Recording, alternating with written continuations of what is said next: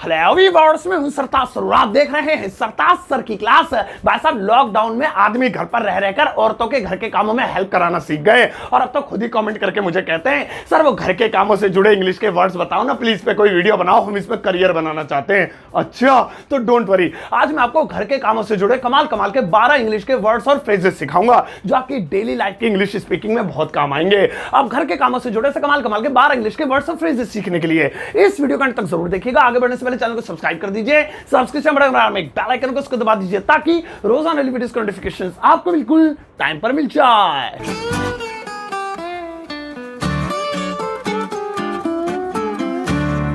तो चलिए गाइस, शुरुआत करते हैं इस वीडियो की और आज के दिन मैं आपको सिखाता हूं घर के कामों से जुड़े 12 कमाल कमाल के इंग्लिश के वर्ड्स एंड फ्रेजेस। अब पहला वाला है घर के काम। अब सबसे पहले यही ले लेते हैं कि घर के कामों को इंग्लिश में क्या कहते हैं। अब आपके दिमाग में अक्सर आता होगा होमवर्क कहते हैं, होम टास्क कहते हैं। होमवर्क से तो स्कूल कॉलेज ट्यूशन वाली फीलिंग आती है। घर के कामों को होमवर्क या होम टास्क नहीं कहते, बल्कि इन्हें जो ये झाड़ू पोछा बर्तन जो होते हैं घर के जो काम होते हैं उन्हें इंग्लिश में कहते हैं हाउस चोर्स। हाउस चोर्स, और चोर्स ही लिखा है, वो कभी से कोर्स पढ़ दो या चोरस पढ़ दो, मैं भी ये गलत पढ़ता था, अब मैंने ढंग कर लिया, अपनी इंग्लिश वीक है ना मेरी थोड़ी, तो हाउस चोर्स बोलते हैं। वैसे घर के कामों को इंग्लिश में हाउस होल्ड वर्क्स भी बोलते हैं, लेकिन हाउस होल्ड चोर्स या हाउस चोर्स भी आप बोल सकते हैं। एक सेंटेंस बना लेते हैं, मैं 4 बजे तक अपने घर का काम पूरा कर लूंगा या कर लूंगी। मैं 4 बजे तक अपने घर का काम पूरा कर लूंगा। I'll complete my house chores up to 4 PM। शाम के 4 बजे 4 PM, एम भी कर, एम तक कौन करता है, रात को थोड़ी कोई करते हैं, तो ठीक है। तो इस तरीके से अगर घर का कोई काम है तो हाउस चोर्स। अब चोरी पूरी हो जाए इससे पहले तुम नेक्स्ट वाला देखो। और भैया नेक्स्ट वाला है बर्तन धोना। आया, ये तो मेरा फेवरेट काम है, लॉकडाउन में मैं और एक्सपर्ट हो गया हूं इसमें, वैसे पहले से ही था। बर्तन धोना। अब बर्तन धोना भी एक घर का काम है, इसे क्या कहेंगे इंग्लिश में? बर्तन धोने को इंग्लिश में कहते हैं wash the dishes. Wash the dishes. वैसे बर्तनों को डिशेज के अलावा इंग्लिश में यूटेंसिल्स भी कहते हैं, पॉट्स भी कहते हैं, और क्रोकरी पिरोकरी पता नहीं क्या क्या बोलते हैं। लेकिन जब बर्तन धोने की बात आती है तो ये सब नहीं लगेंगे, खाली डिशेज शब्द ही इस्तेमाल होगा। वैसे ब्रिटिश इंग्लिश में डू द डिशेज भी कहते हैं। एक एग्जांपल ले लेते हैं, रानी बर्तन धो रही है। रानी बर्तन धो रही है तो इंग्लिश होगी Rani is washing the dishes. Rani is washing the dishes. लेकिन ब्रिटिश इंग्लिश में वॉश की जगह डू लगा देते हैं, Rani is doing the dishes. Rani बर्तन कर रही है, मतलब बर्तनों धोने का काम कर रही है, इंग्लिश उसकी होती है। तो सही है, वॉश द डिशेज या डू द डिशेज भी कर सकते हैं।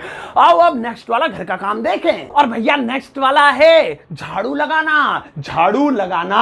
अब झाड़ू लगाने को इंग्लिश में क्या कहते हैं, ध्यान से सुनो। झाड़ू लगाने को अंग्रेजी में कहते हैं sweeping the floor. Sweeping the floor. अब इंग्लिश में फ्लोर शब्द आ रहा है, लेकिन हिंदी में तो कहीं फर्श वर्श लिखा नहीं है, ना लिखा हो, लेकिन अंग्रेजी में फ्लोर लगाते हैं क्योंकि झाड़ू जमीन पे ही लगाई जाती है, थोबड़े पे थोड़ी लगेगी, तो स्वीप द फेस थोड़ी हो जाएगा, तो स्वीपिंग द फ्लोर हो जाएगा। अब जैसे मैं कहूं मैंने झाड़ू लगा दी है, डोंट वरी, मुझे तंग मत करो, मैं काम कर रहा हूं, मैंने झाड़ू लगा दी है।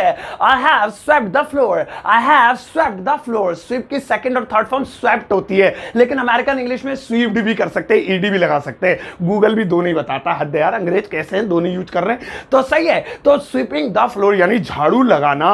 आओ अब नेक्स्ट वाला घर का काम देखें। और भैया अगला वाला है बिस्तर लगाना। बिस्तर लगाना। सोने से पहले अक्सर गद्दा बिछाते, रजाई बिछाते, फटी हुई चादर बिछाते हैं, पता नहीं क्या क्या तकिया पकिया लेकर, और जो लोट मारते रात को सुबह तक होश नहीं होता, तो बिस्तर लगाना। उसे बेड वेड सजा के जो लेटते हैं, तो कंबल अंबल लेके सर्दियों में रजाई रजाई, बिस्तर लगाना कुल मिला के। अब बिस्तर लगाने को इंग्लिश में क्या कहेंगे, मुझे तो खुद यकीन नहीं हुआ इसकी इंग्लिश देख के, लेकिन यही कहते हैं।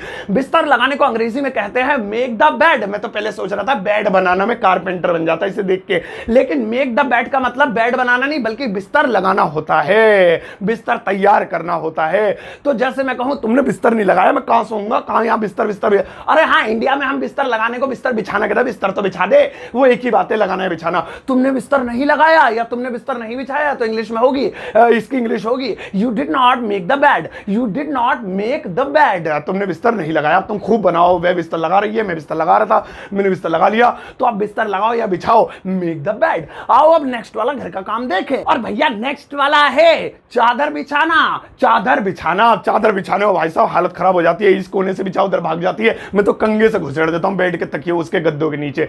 तो चादर चादर बिछाना, इसको इंग्लिश में क्या बोलेंगे? चादर बिछाने को अंग्रेजी में कहते हैं spreading the bedsheet. Spreading the bedsheet, spread माने फैलाना, बिछाना, ये सारी चीजें होती है। बेडशीट तो पता ही है, चादर को बोलते हैं। अब जैसे मुझे कहना मम्मी चादर बिछा रही है, तो इंग्लिश होगी mother is spreading the bedsheet. Mother is spreading the bedsheet, आज लाल चादर बिछाओ, spread the red bedsheet today. ऐसा आपको दो बहुत सारे बना सकते हैं, सही है। तो चादर बिछाना, स्प्रेड द बेडशीट, स्प्रेड की सेकंड थर्ड फॉर्म तो पता ही होगी, स्प्रेड स्प्रेड स्प्रेड, लेकिन स्पेलिंग सबकी सेम होती है। आओ अब नेक्स्ट वाला देखें, और भैया नेक्स्ट वाला है पोंछा लगाना। पोंछा लगाना, अब पोंछा लगाने को इंग्लिश में क्या कहेंगे? सुनो, पोंछा लगाने को इंग्लिश में कहते हैं mopping the floor. Mopping the floor, अब इसमें भी फ्लोर चिपक के आ गया, जबकि हिंदी में तो फर्श कहीं लिखा नहीं है। यहां पर भी फर्श, पोंछा जो है फर्श पे ही तो लगेगा, थोबड़े पे थोड़ी लगेगा, तो इंग्लिश में ऑटोमेटिकली चिपका हुआ आता है, ये स्टाइल अंग्रेजों का। सो मोपिंग द फ्लोर, जैसे मैं कहूं तुमने फर्श पे पोंछा नहीं लगाया, कितना गंदा हो रहा है, चिपक रहा है सारा। You did not move the floor, यानी तुमने फर्श पर पोंछा नहीं लगाया। अब आप अलग अलग तरीके से बनाओ, मम्मी फर्श पर पोंछा लगा रही है, आज पापा फर्श पे पोंछा लगा रहे हैं, आज भैया लगा रहे हैं, सबको लगाना चाहिए, मिल बांट के करना चाहिए, सही है। तो मोपिंग द फ्लोर, फर्श पे पोंछा लगाना या खाली पोंछा लगाना। और अब नेक्स्ट वाला देखें, और भैया नेक्स्ट वाला है खाना पकाना। खाना पकाना बहुत मुश्किल काम है भैया, जो इन्हें करती है उनको सैल्यूट है, और करने वालों को भी सैल्यूट है। खाना पकाना, अब खाना पकाने को आपके दिमाग में आ रहा होगा कुक द फूड, सही है, अच्छी बात है, लेकिन कुछ नया सीख लोगे तो बढ़िया रहेगा ना। खाना पकाने को इंग्लिश में कहते हैं prepare the meal. Prepare the meal, पहले मैं सोचता था मील का आटा लेने गई है मम्मी, फिर पता चला मील भोजन को खाने को भी बोलते हैं। सब प्रिपेयर द मील, आप प्रिपेयर द फूड भी कर सकते हैं, कुक द फूड भी कर सकते हैं, लेकिन एक अच्छा सा फ्रेज सीख लोगे, अच्छी बात है। जैसे मैं कहूं मम्मी ने आज खाना नहीं बनाया, क्या बात है, आज बाहर से मंगाएंगी क्या? मम्मी ने आज खाना नहीं बनाया या पकाया। Mother did not prepare the meal today. Mother did not prepare the meal today, mummy ने आज खाना नहीं पकाया या नहीं बनाया। सो खाना बनाना, खाना पकाना, खाना तैयार करना, रेडी करना, प्रिपेयर द मील। आओ अब चक्की का आटा खाएं। और भैया नेक्स्ट वाला है कमरा साफ करना। कमरा साफ करना, अक्सर कमरा गंदा हो जाता तो उसकी सफाई भाई मम्मी कहती है जा बाल्टी भर भर के ला, यहाँ हम सफाई करेंगे। तो कमरा साफ करना, आपके दिमाग में आ रहा होगा क्लीनिंग द रूम, सही है, वो भी ठीक है, मैं गलत नहीं कह रहा हूं, कुछ नया सीखते हैं फ्रेजल स्टाइल में। सो कमरा साफ करने को फ्रेजल बढ़िया वाली इंग्लिश में कहते हैं tidy up the room. Tidy up the room, teddy wear नहीं बोल रहा हूं, पढ़ लो इधर, tidy up the room. Tidy up का मतलब होता है क्लीन करना, साफ करना, बेहतरीन करना, चमका देना, टाइडी अप द रूम। जैसे मेरी बहन कमरा साफ कर रही है, कैसे कर रही है, गंदा तो ये करती है, मेरी बहन कमरा साफ कर रही है, my sister is tidying up the room. तो यहां पे आपने देखा टाइडी अप का इस्तेमाल करते हुए कमाल का इंग्लिश फ्रेज बन गया। इसे आप किसी और के सामने बोलेंगे उसे ये समझ में आएगा कमरा साफ करवा रहा है, टेडी बेयर लगवा रहा है। आओ अब नेक्स्ट वाला देखें, और भैया नेक्स्ट वाला है जाले साफ करना। जाले साफ करना, जाले समझते हो ना, मकड़ी के जाले हो जाते हैं, मकड़ी के जो जाल होते हैं, मम्मी कहती है साफ कर इसे, चल पकड़ के, मम्मी करवाती है बेचारी घर साफ, पापा तो कबाड़ कर देते हैं, पापा को भी करना चाहिए। तो जाले साफ करना, इसे इंग्लिश में क्या कहेंगे? सुनो, इसे इंग्लिश में कहेंगे wipe out the webs. Wipe out the webs, wipe out का मतलब सफा करना, हटा देना, वेब्स मतलब होता है जाले। अब जैसे कहना है, मुझे कहना है अरे दीवार के जाले साफ करो, इतने जाले लटक रहे, क्या ये स्पाइडरमैन हो रहा है घर पूरा, इसे साफ करो। तो इंग्लिश में कहेंगे wipe out the webs from the wall. Wipe out the webs from the wall, wall से वाइप आउट कर दो वेब्स को। वेब डिजाइनर बन गया मैं। आओ अब नेक्स्ट वाला देखें, और भैया नेक्स्ट वाला है कूड़ा फेंकना। कूड़ा फेंकना आजकल सबसे खतरनाक काम हो गया, ये कूड़ा वाला गली वली में आ नहीं रहा है, लॉकडाउन की वजह से बाइक पे लटका के ले जाओ थैली और दूर फेंक के आओ, बड़ी शर्म सी आती है, पता नहीं क्यों।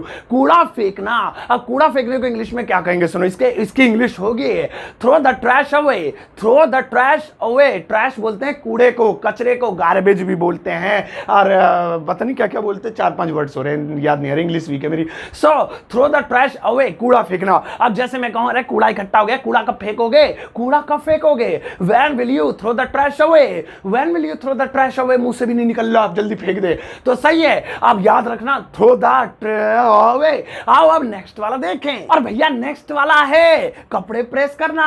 कपड़े प्रेस करना, प्रेस बोल रहा हूं यहाँ वीडियो में, परेस परेस घर पे बोलता हूं मैं, और अब ज्यादा चोचलेबाजी हो रही है वीडियो में। कपड़े प्रेस करना, अब कपड़े प्रेस करने को क्या बोलते हैं? इसे सबको पता है, इसे जल्दी निपटा देता हूं। कपड़े प्रेस करने को इंग्लिश में कहते हैं iron the clothes. Iron the clothes, कपड़े लोहे करना, आयरन माने लोहा भी तो होता है, नहीं नहीं, यहाँ प्रेस से मतलब है। अब जैसे मुझे कहना पापा कपड़े प्रेस कर रहे हैं, तो इसकी इंग्लिश होगी father is ironing the clothes. Father is ironing the clothes, ऐसे लग रहा पापा आयरन मैन बनने। आओ अब नेक्स्ट वाला देखें, और भैया नेक्स्ट वाला है कपड़े तह करना। कपड़े तह करना, आप कपड़े प्रेस करने के बाद तह भी तो करने पड़ेंगे, थोड़ी उसका पोटला सा बना के फिर से अलमारी में घुसेड़ दोगे। कपड़े तह करना, तह कपड़े तह करने को अंग्रेजी में कहते हैं folding the clothes. Folding the clothes, fold करना, फोल्डिंग से याद आ गया वो लेटते थे जिसपे गर्मियों में पंखा चला के हवा में, फोल्डिंग द क्लॉथ्स। अब जैसे मुझे कहना है तुम्हें कपड़े प्रेस करने के बाद तह करने चाहिए, तुम्हें कपड़े प्रेस करने के बाद तह करने चाहिए। You should fold the clothes after ironing, you should fold the clothes after ironing. तो इस तरीके से बन गया कपड़े तह करना, समझ गए होंगे। आओ अब नेक्स्ट वाला देखें। और भैया जाते जाते एक और सीख लो, और वो है कामचोर। कामचोर, अब स्टार्टिंग में मैंने वीडियो के आपको बताया था कि घर के कामों को बोलते हैं हाउस चोर्स, और जो हाउस के काम ना करे वो कामचोर्स। हो मैच हो गया ये तो। कामचोर, आप कामचोर को इंग्लिश में क्या कहेंगे? तो इसे इंग्लिश में कहेंगे डूडल। डूडल, ओ डूड, ये था इसका मतलब। चलो ठीक है, डूडल। जैसे मुझे कहना तुम कामचोर हो, you are a doodle, you are a doodle. तो गूगल वाले क्यों कहते हैं कि आज ये डूडल बना रहे हैं? चलो छोड़ो, जो भी है तो सही है। तो चलो अब बस हो गया। तो अब ऐसा देखा आपने, आज मैंने आपको कमाल कमाल के सिखाए घर के कामों से जुड़े हुए इंग्लिश के क्या सिखाए थे, जो भी थे वर्ड्स। अब आपके लिए एक छोटा सा यू वर्ड के लगाओ। ये रहा एक छोटा सा यूवर्ड, 3 सेंटेंसेस आपको इंग्लिश में ट्रांसलेट करने, जो भी आज मैंने आपको सिखाया उन्हीं में से कुछ वर्ड्स इसमें सेट करने और इंग्लिश में ट्रांसलेट करके इस वीडियो कमेंट बॉक्स में चेप देना। मैं अपना हट दूंगा, आते जाते सभी लोग लाइक देंगे, और कोई गलती होगी तो सभी लोगों से मेरी ये रिक्वेस्ट है कि आप भी बताया करो, मेरी नजर पड़ती है तो मैं भी बता देता हूं। बाकी आज ये फर्स्ट पार्ट था, अभी इसका सेकंड पार्ट बाकी है, और सेकंड पार्ट में मैं आपको किचन से जुड़े कामों के बताऊंगा इंग्लिश में वर्ड्स, जैसे मसाला पीसना, ये पीसना, छोंक लगाना, तड़का लगाना, सीटी लगाना, उबालना उबालना, ये इन्हें क्या कहते हैं, बहुत, और रोटी वोटी बेलना, ये आपको अगले पार्ट में बताऊंगा। सही है। अब जाओ अगले पार्ट से पहले इस वीडियो को सबके साथ शेयर करना, पूरे मोहल्ले में फैला देना, और प्लीज यार शेयर ज्यादा करा करो, व्यूज कम आ रहे हैं आजकल। और जाते जाते इस वीडियो को एक टुच्चा सा लाइक देकर जाना।